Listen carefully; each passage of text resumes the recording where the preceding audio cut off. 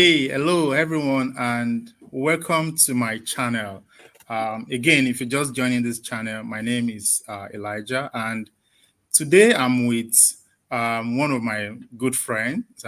His name is Sulaimon Ishola, and in this video, we'll be diving into one crucial topic for all Nigerian graduates is how to make smart career decisions and how to balance it, solid experience, making money, create long-term plan. So we have gone through this process, and Sulaimon is also a successful career person that can also give us some insight into how this works. But first, I would like Sulaimon to introduce himself and give us a bit about his background. Sulaimon, over to you. Yeah, thanks Elijah for having me. And thanks for the brief intro. My name is Suleiman Ishola. I work as a senior manager with one of the big fours in Nigeria. I've spent the last, if I can say, actually the last decade navigating my career within investment banking, private equity, and then consulting. So I'm happy to be here and happy to share my experience with your audience. Yeah, thank you very much, Sulaimon. And again, we've all been at that point in our life where we graduated. I mean, you graduated from IFE, doing with accounting. I graduated as well, studying economics. But I know there was a time in our career where we're trying to figure out the next steps. You know, there are a lot of offers that came along the line when we finished school, and we were not sure whether you should take this job or that job. You weren't even sure of the salary that is appropriate for your level of skill or brilliance. So when graduates just finish school, they are faced with these options. So there is a pressure, that tell them which career to explore. So if you really want to advise graduates, what will you say they should consider when they're trying to make these career decisions? Yeah, thanks, Elijah. That's an interesting question. So, if if I can step back and look at my own career, my career trajectory, Mm, usually, especially if you graduate with a good grade, there are usually numerous options for you. I remember when I graduated, I had an opportunity with a corporate that wanted me to take a finance role, have an opportunity with a real estate organization that offered me fantastic pay and wanted mm, me to take up an accounting role as well. yeah. I had a role with an investment bank. Usually, what I tell people and what really guided me is really looking at my long term career. In the long term, what do I intend to do? Do I intend to be, say, financial controller somewhere? Or do I intend to be an investment banker? Or do I intend to be a CFO? And then I had conversations with some form of mentors in the industry. And that Mm, sort of guided me with where to start my career. So, usually, what I usually tell people is when you're starting up your career, de-emphasize the money. Money is important, is good, but place less emphasis on it. Put a lot of emphasis on where you gain necessary skills, where you gain relevant experience that sort of puts you in a good way to get the skills that you need to succeed in your long term career. So, in a nutshell, um, prioritize getting skills and experience that will accelerate your growth to succeed in the long term. yeah. So I mean, I like what you're saying, and it's really, it says a lot about, how our career evolve over time. But there is now a new problem in town. Like, people go to school, studying courses not that they really like. But then they've gone to school, they want to study economics, but eventually they got to study psychology along the line. They want to study accounting, that didn't happen. Probably they study, geography. So there are, different problems like that. So when people are trying to get advice on should they follow the path of the, course they've studied in school, or should they go for what they are passionate about, how do you advise them to make that career options. I mean, does it really matter whether they're trying to do something they're passionate about or they're trying to solidify on the knowledge they've gained from the course they've studied in school? How will you advise in that case? Yeah, fantastic question there, Elijah. So, I think it's a good era we are in now. Mm, It's the era of whatever you study in school is not important in getting your first role, right? So I've where I work and where I've worked, I've had the opportunity to work with lawyers, I've had the opportunity to work with engineers, I've had the mm, opportunity to work with medical doctors within the finance space, right? mm. These are people that went into the four walls of uni and Yeah. studied things that are completely unrelated to finance, right? Yeah. However, from my side, I think what really made them successful is not the lack of knowledge of finance, but the Yeah. interest that they've picked in finance.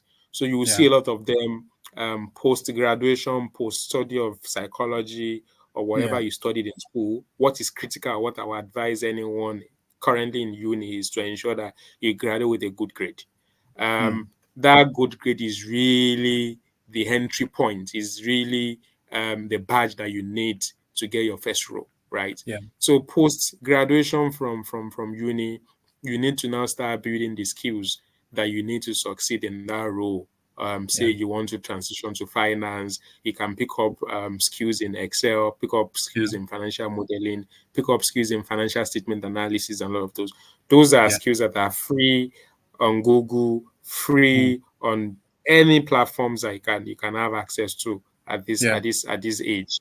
Yeah. So the courses or whatever you study in school is not really important in this era. What's important is your interest. So, Yeah. and once you're able to demonstrate that you've you've devoted some time in developing your skills in that area of interest, you can Yeah. easily transition into any area that you want to and succeed.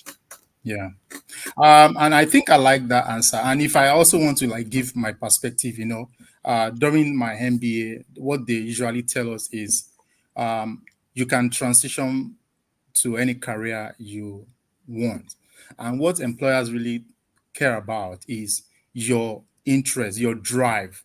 Are you willing to learn? Are you willing to give in the time? So again, I just trying to agree with your point that it is about what do you have like the badge to enter that place. So even when you want to do investment banking, private equity, you want to work in Big Four.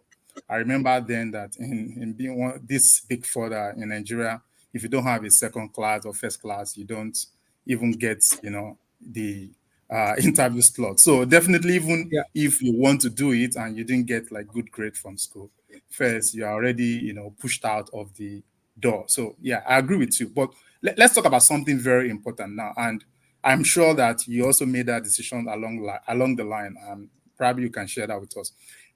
Experience versus making money. So, at what point should people really care about, oh, I need to settle my bills versus that I need to gain experience? And how long should that, gaining experience take before they think about, hey, you know what, I need money? And again, we're from a Nigerian perspective, people need to really settle their bills. So when you tell people, especially young graduates, that solidify your experience, blah blah blah, and and they're like, I don't even have a house, I can't afford the rent. So how do you advise people to balance the urge to get experience and I mean to make money to settle their bills? This is an area I usually try as much as possible to avoid talking about. But I mean, since you've decided to take us to that area, I think we have to talk about it. So, money is good. Money is important. Money Mm, pays bills. Experience don't pay bills, right? yeah, So I am not part of those that will say don't make money. So, in as much as you want to you want to get the relevant experience and you want to do well, you also need to ensure that you take care of yourself, and you need good money to take care of yourself. yeah, So, what I will say is, I mean, it's a question of delay gratification, right? mm, And when you look at it, even while we were in school, while we were in uni, you had the option of dropping and going to pursue some manual jobs to earn, right?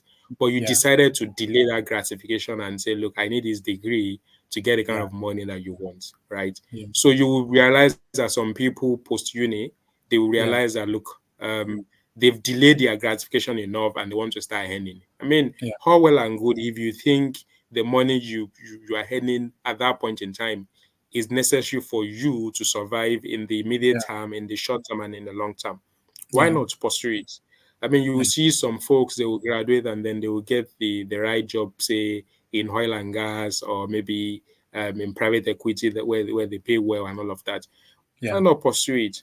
Yeah. However, if you are not part of those that will get those kind of job, and your Mm. interest is say finance in the long term, right? Yeah. So taking up say accounting role in a mid class corporate in Yeah. Nigeria or something might not be the best way. And Yeah. at that point, you can decide to learn before you earn, right? I jokingly I make this joke a lot with my mentees when I'm talking to them to say, look, um, put the hell, leave it there, learn, Yeah. put in the time and everything. What at some point you would realize yourself when you need to start earning. I mean, Yeah. at that point, a lot of job offers will be coming to you, and that really shows the fact that you've learned enough. I mean, Mm. when you open your LinkedIn and you probably have 10 messages from recruiters Yeah. asking you for time to talk to you and all of that, it Yeah. means there is a value they are seeing, right? It means that there is value that they want to really explore, right? So at that point, you will know and you'll be able to make the right decision as to whether you need to now start earning the gratification that you've delayed for long, right? Yeah. So I won't say there is a one way answer. Yeah. The important thing is ensure that you learn enough before you start earning. Yeah. I agree with you. I mean, and just to also give credence to what you are saying, Yeah. I remember the time where we started at Deloitte, as analysts. We also had like some of our seniors that came from oil and gas that came to Deloitte to, with probably 3x salary reduction. I do, the decision then didn't make sense to us because we were earning, as little as 200,000 then, and these guys were earning almost 1 million, and they came back to Deloitte, leaving their 1 million salary on the table just to come and get like that experience. I mean, I'm just trying to also, um, agree with you that sometimes even when people that have even made the decision of making money, sometimes they trace back that decision back to, hey, I need that experience. And if you don't get the experience at the right time, the problem also is that it may be too late to get the experience. So again, just to confirm that point that, hey, people should understand that money will come, but if you don't have the experience when that experience is needed, it may be too late to get the experience. Okay, but Sulaiman, let's talk about something, another thing about long-term plan. So, how do you advise like fresh graduates, even working class that just started their career, about how to think about 10-year career plan? Again, how to think about when do they decide that they want to do masters, even if they need it? When do they think about, oh, I want to do professional courses? So generally, I'm just trying to, like, if you want to advise people, again, looking back at our own experience and some of the mistakes we made or some of the good strategies we put in place. If you want to advise people regarding long-term plans, especially 10-year plan, how will you advise them to make that career plan for their long term? Yeah. Thanks, Elijah. To be honest with you, there is no one way or shortcut to it. Yeah. Um, Usually, when you start your careers, and I'm Mm. speaking to the young graduates or people that are about to start up their career, Mm. I think you should have a long-term plan, a 10-year plan. It shouldn't be, it should be dynamic, right? It should be Mm. changing as, I mean, you need to change it to reflect the realities and all of that, but at least have a long-term plan. And the Yeah. long-term plan doesn't have to be, I want to work in XYZ, I want to be, it can be in terms of the kind of role you want to you want to hold at mm, that point in time, right? It can be the geography where you want yeah, to play, right? It can be the industry where you want to operate in, right? And yeah, what you then need to do is to put your short-term goals and careers aspirations into buckets, and each mm, bucket should take you closer to your long-term your long-term goal, right? For yeah, instance, you're currently in Nigeria, right? mm, Your intention is to work in the oil and gas in America, right? mm, In 10 years or whatever number of years you've allocated to it. Now today, if you get a job in oil and gas in mm, Nigeria, you can take it, because what that means is you've taken a role in that industry, right? yeah, If say in 2 years' time you then get a role in the UK, right? yeah, Maybe not oil and gas related, not completely in the industry you want. But what that's mm, doing for you is taking you closer to geography where you want to play. So you pick it up then. So I mean, the essence of what I'm saying is you don't have to have a one straight line plan to achieve your goal. It yeah, can be it can be it can be zigzag, it mm, can be in different buckets, yeah, right? All you just need to do is to ensure that each step you take daily takes you closer to that goal. And that's the yeah. way I see it. Yeah. So yeah, so I agree with you, but I also know that we don't have a lot of time to do this. So I want to take you on something. What is your opinion about, networking? And again, that word is used loosely. Some people think networking is just about adding people on LinkedIn. Some people think networking is just about having coffee chat. So generally, what's your idea of right networking, so that again, as people are thinking about their long-term career, they are also making the right connection to get to that long-term aspiration? What will be your opinion or advice regarding Yeah, continuous learning? networking is, Yeah, yeah. Are you there, Elijah? yeah. I mean, you can go ahead. Yeah, yeah. So networking is in especially in the long term. In Mm, your long-term career, you realize that the people that you know mm, will contribute much more to your success than the the knowledge that you have, right? I mean, great. it's important because the knowledge the knowledge attracts people to you, right? Mm, But the trust and the relationship you build with those people yeah, really will ensure that you succeed in the long term, right? So yeah, you can't afford not to have relationship with people. You can't afford not to build relationship with people. And mm, building relationship with people means um adding value to them, right? yeah, Earning their trust, right? yeah, Putting as much as you want to get from them into them as well, right? So it's beyond. I mean, it's good to have a LinkedIn presence. It's good to connect with mm, people virtually, but more yeah, importantly, I think what that does, or what the virtual presence does, is to open the room for you. Make sure you have a yeah, physical connection with people. I mean, I've seen instances where I get into a room and people say, "Hey, I know you. I've connected with you on LinkedIn." I mean, that sort of yeah, ease the conversation a bit, but yeah, that hasn't really. We've not built any connection via LinkedIn or mm, virtually. We now yeah, then start building that connection when we meet physically. So yeah, connecting with people is beyond virtual. Virtual mm, really can serve as like the entry point, but yeah, sustaining that relationship is really beyond virtual connection. It's yeah, much more of having physical interaction, meeting up over coffee, meeting mm, up in conferences, seminars, and all of those. Yeah. So in a nutshell, networking is critical, is important, especially for your long term success in any yeah. career. And I mean, and I agree with you. And I know that's one of the advice that they gave us when we're trying to, like, start our career at the early stage, where they say that, hey, the people you are working with, your current colleagues, they are the people that will trust you with bigger role or bigger task in future. So if I've worked with you in the Yeah. past and I know that you are reliable, when I was working with you, our working relationship was, sweet and it was smooth.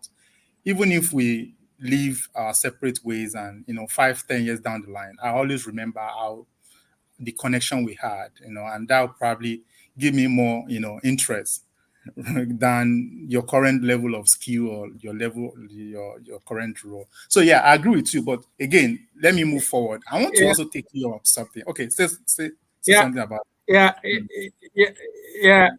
Yeah, I think Elijah, we were in uni together 4 years. We never connected. We got true. connected at work, and since then it's been wonderful Yeah, connections, referrals here and there, and then yeah, here we are having this conversation. It's a yeah, testament to the connection that we built at Deloitte. yeah. I agree. Okay, yeah. So Slimo, my last point. What I wanted to speak on again, which is the last thing, is what is your advice? What is the approach you recommend when people are trying to make a career pivot? So yeah, so again, people can be stuck in a job that they don't like, and they are like, what, I want to get out of this place. How do you advise them on the approach they can use if their current career is not working for them, and they just want to get out of it and do something else, and that will be our closing conversation. Yeah, I would say do it. Do it irrespective. If you decide to take that chance, you want to take that risk, just do it. And Mm, doing it means looking at your options. Again, I think I've shared some of the nuggets earlier. mm, What takes you closer to a new role that you want, right? yeah, It might be an MBA that takes you closer to that role. Go for that MBA, right? yeah, It might be a LinkedIn messaging that takes you to the recruiter. Do it, yeah, right?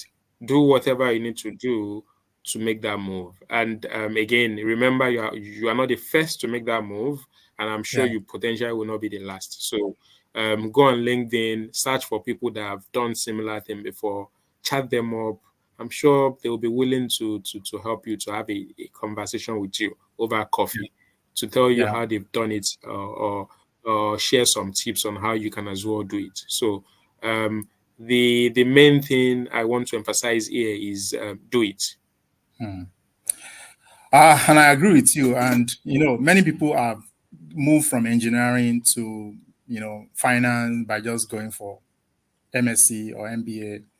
I know some of my friends that did engineering back then, and they did ICANN and they become accountants. And even today, I have friends that had engineering background, and now they are almost at the same level of accounting experience and skill with you.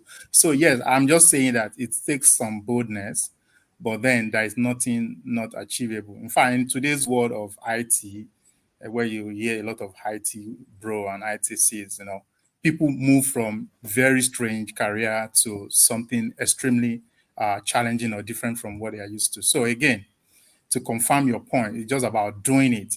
Yes, Sulaimon, I think we've gotten to the end of this conversation. I know it's relatively short, but then it's not about how long it is, about the insights people can get from what we're talking about. So again, from just a closing thought, what would be your biggest advice to maybe Nigerian graduates? I mean, even people that have started their career at the early stage, what would be your biggest advice to them as they navigate these challenges of thinking about experience, making money? They are stuck in their career and they don't know what to do.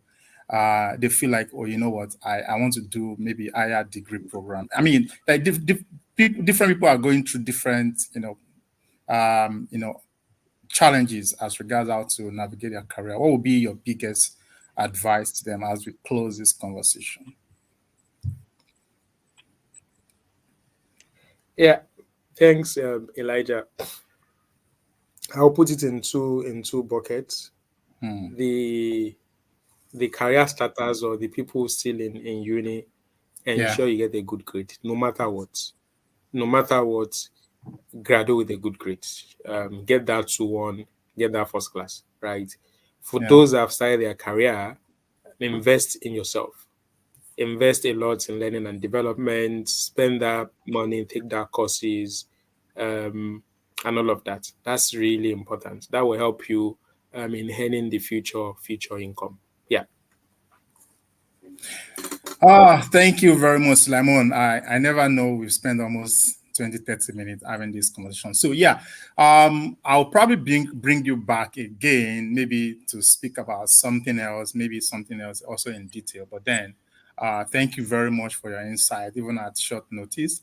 Yes, so that will be the end of my conversation with you. Again, I just want to advise people to like, to share this conversation, to subscribe, and let us also know in the comment section what you want us to talk about, maybe another time. And that will just be it. I'll see you next time. So take care of yourself. Bye bye. Slimon, bye.